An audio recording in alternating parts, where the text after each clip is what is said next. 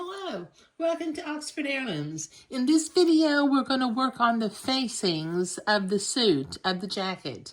Okay, so I'm going to pin the shoulder seams together and then sew them with a 3/16 inch hem allowance. Well, not a 3/16, 3/8 inch seam allowance. Then I'll press them to 3/16, 7 inch. Not press them. I will trim them to 3/16, 7 inch and then press. Got to get my words going in here today. Okay, so that one's pinned. Let me pin the other one. This won't take me too long to sew these two little seams. And then I'll trim them down and go to the ironing board and press them. Sometimes it's difficult to get velvet to line up because the nap wants to grab on itself.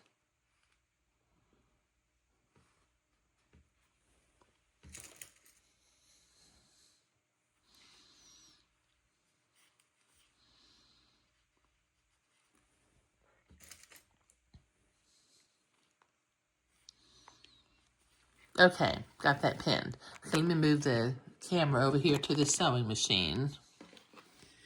And we will sew these two seams at 3/8 of an inch.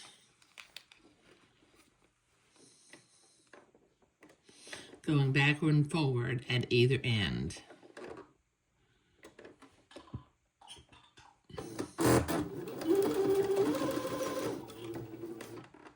Take my pins out as I come to them. I have sewn over a lot more pins in this project than I normally ever do, but we've had so much easing in that has needed to happen that it kind of compelled me to leave pins in place as I was sewing. But I always worry about bending a pin or breaking a needle or, worst case scenario, messing up the bobbin house, and if the pin gets down into the base of the machine, it's just not a good idea.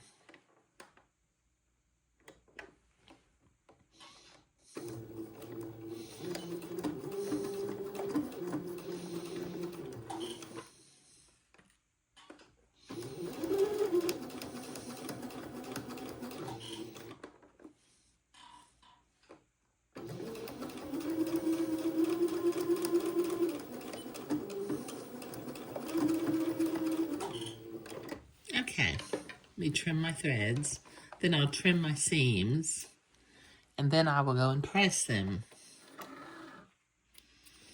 Okay, so let's trim this down. 3/16 would be about halfway.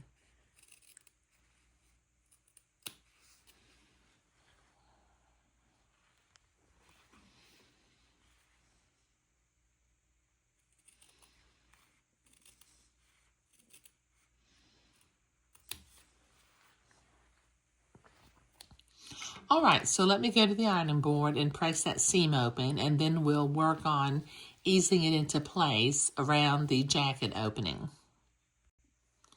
Okay, so I've been to the ironing board and I've laid the facing on the front of the jacket. Now what I'm going to do is I'm going to begin to pin along the front opening of the jacket. I do have a couple of sewing positions marked with my blue water-soluble pen. I've got one that I will start and stop along the bottom of the facing edge of the jacket, and then I have another position marked that I think that's where we will sew the hem up to. Okay, so let me turn this in this position, and I will begin to put pins into the facing.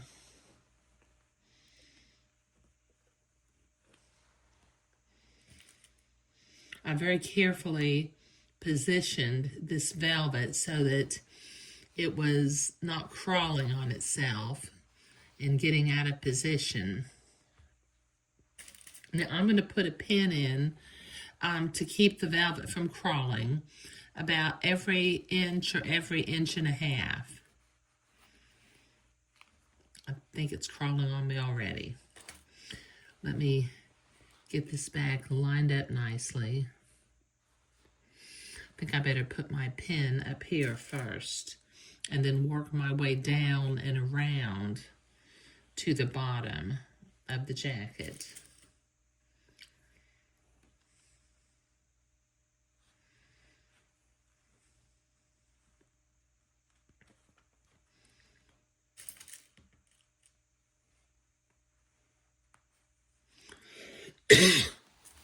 Okay, I'll do the same thing over here on the other side.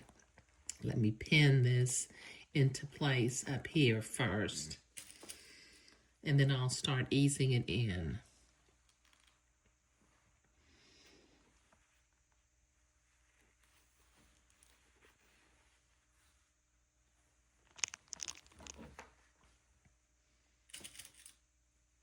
It really doesn't need to be eased because it should be fairly flat.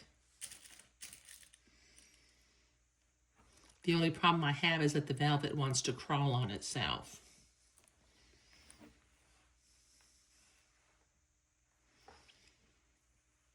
Okay, so this is going to take me a couple of minutes to get this pinned all the way around the opening of the neck hole, so I'll be right back. Okay, I've got that facing all pinned on. And as you can see, I pinned it about every inch or every inch and a half just to keep the velvet from crawling on me. So I'm going to start at this end over here. Okay, I'm going to start sewing at the little blue dot that was marked on the pattern piece. I'll go forward and backward right there. The 3/8 inch seam allowance.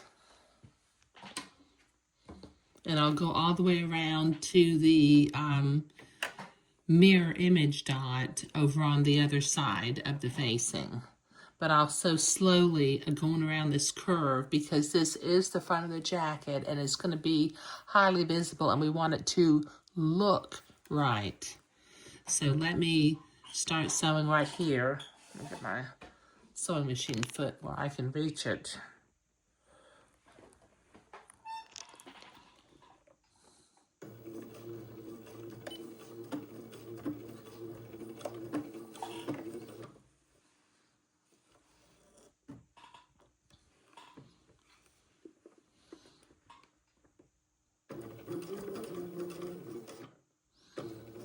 Now I'm going to leave my pins in as I sew because like I've mentioned before, velvet has a tendency to want to crawl on itself and I want it to stay nice and neat.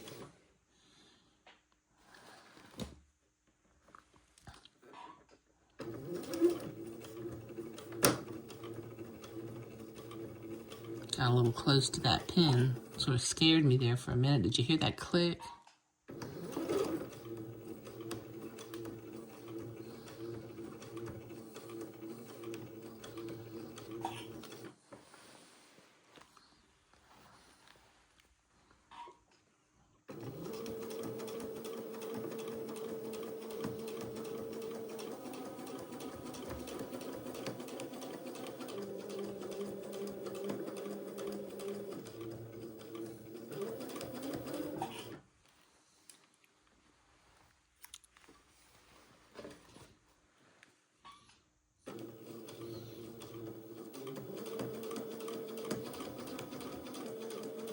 Okay, so this is going to take me a minute to get all the way around the opening of the jacket, so I'll be right back.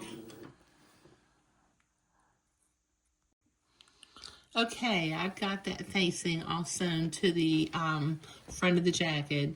Now, it tells me to angle cut these seams. I guess that's so that they're not quite as thick as they would be. Let me see if I can get that little seam in. So I'll cut one angle right there and another angle right here. And then on the inside, I'll angle cut it. And this one's kind of already cut at an angle. because of the way the fabric was trimmed. But let me trim this.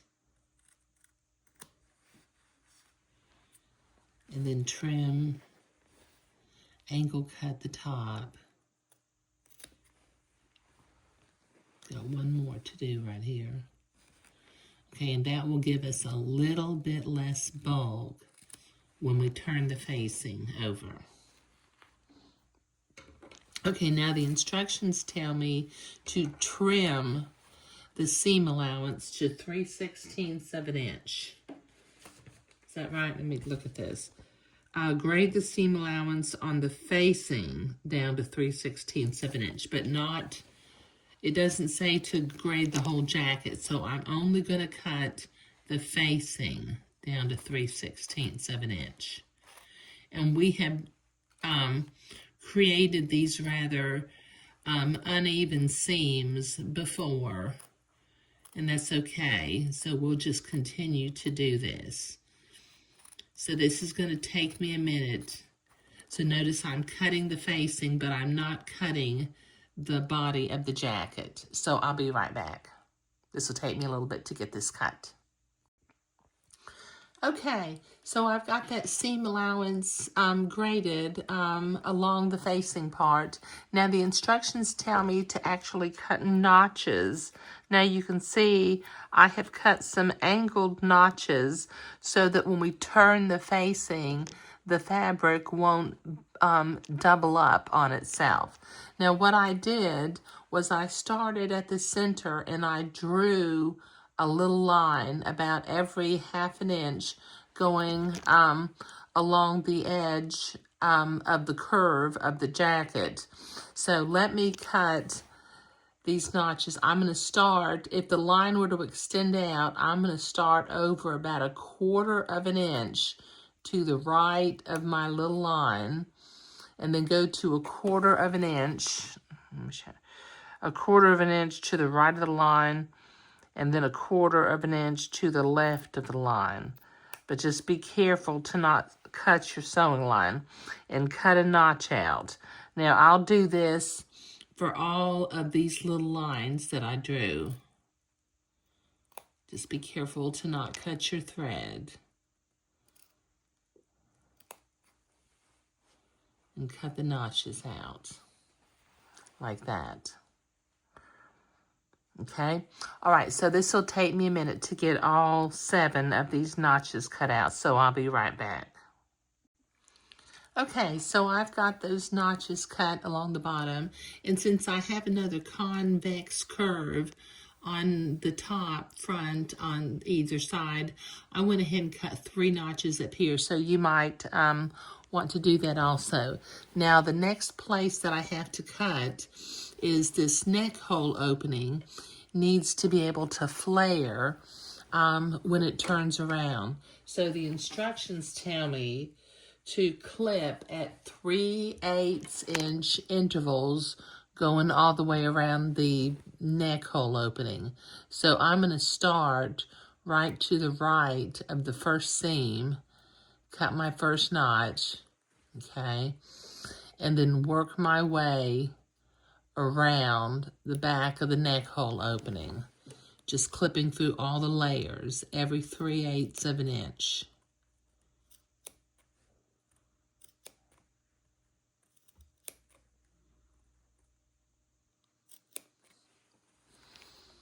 And you can see as I pull this, it opens and flares, which is what we're going to want it to be able to do.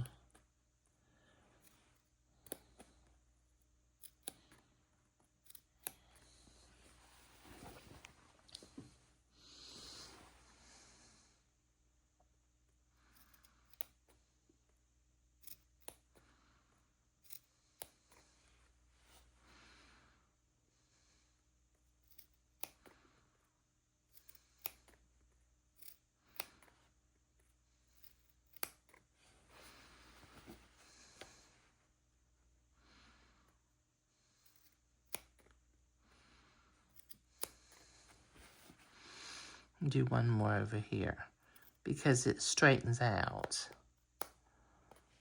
down here. Okay. Let's lay that out.